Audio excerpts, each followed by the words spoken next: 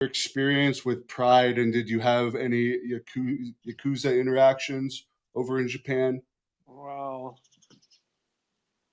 come to find out, um, I was well. I don't know. Say yeah, I'm not so clear with this, but I'm pretty sure they came to me first before any of those guys went to Japan um, to go over there and fight. And I actually met, I forget the guy's name, but he's like the head of Pride. And we met in a Bob's Big Boy by this guy's, not a partner, but his company, his dad's company that was around the block. And he said, "Hey man, these guys from Japan want you to come meet, and they'll pay you a lot of money to go and fight in Japan." And so I went and listened to him. Well, just like a lunch thing. It was like real, like, okay, let's go over to Bob's Big Boy and talk to these guys. And they were offering me more money to go fight there, but just the principles and the morals of what I'm about, and the backstabbing I would have had done to the UFC and the people that I signed a contract with, that I was like, whatever, the money's great and everything, but I can't do that. And then next thing you know, I think it was Coleman and all those guys went over there and started fighting for them. So Fry and them. And I was like, oh, wow. Shamrock too, I think, didn't he? Or was Shamrock before? No, that was before. That's when the UFC was being infiltrated by uh, I don't want to get into it, but the UFC, they were ran by music producers, the pay-per-view guys, and their idea of a fight would be like socking somebody in high school in the lunch line because he stole your ice cream. That was a fight for those guys. Um, so they didn't know their heads from their ass, but so I didn't go fight for them, but that was Pride.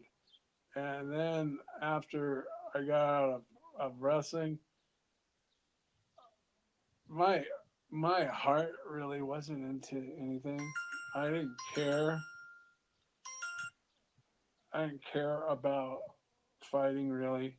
I was like, if you want to pay me that kind of money to go over there and fight, well, what the hell? I'll do it. And I went over and I fought some judo guy, but they they knew what they were doing. I was all jet lagged. I was actually sleeping when they were waking me up, like, "Hey, you got to fight in like 5 minutes." And so I went out there and did my thing. But you know, no, I didn't. They were run by the Yakuza, I guess. They had a criminal organization going on, which is whatever. It's all money. It all spends the same. But I was like just out on the periphery with those guys. I never did anything. After the first time, I said, "Yeah, sure." I had this guy that was kind of like a mouthpiece, motor mouth dude that would talk. It was, "Oh yeah, we're gonna do that. We're gonna do that." And then I went and said, "No, I don't. I'm not gonna do that. I don't. That's not how I operate. And I'm not gonna backstab people." And I think that I ended up filling in for Coleman to fight against Maurice Smith. All these fights and stuff don't really you know bounce back and forth the way they should, but as I remember. But so I ended up filling in for Coleman against Maurice Smith, something like that. One of those fighters that short, like right at the last minute, they didn't have anybody to fight, so they had me fight. And then that's why everybody runs around and says, "Oh, he doesn't show up in shape." all that kind of stuff. Well, when you get a phone call a couple of days before, hey, will you do this for us, please, please, please?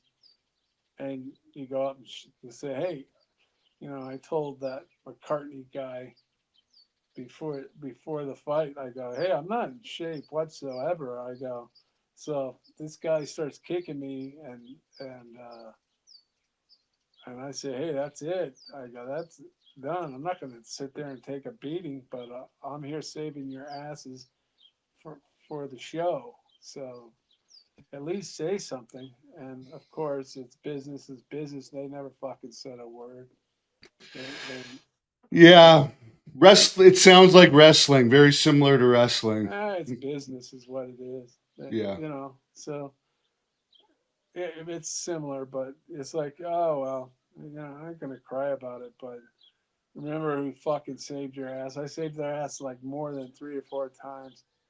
And you got all these fucking fools that run around and fucking want to dissect my fighting abilities or whatever and never get in shape. You go try fighting 3 times against the two biggest guys ever in the UFC, and then fight for 14 minutes against some guy that fucking fought his friend before you. Because all these tournaments, Yeah. all these tournaments, and all that are easy to if you have you fight your friends. All these guys fight their friends, and they all scheme and do whatever. They're fucking cheaters, narcissistic fucking punks that run around and do bullshit that wouldn't if it was easy a fair fight without their cheating they wouldn't be victorious. You can still trash talk, can't you?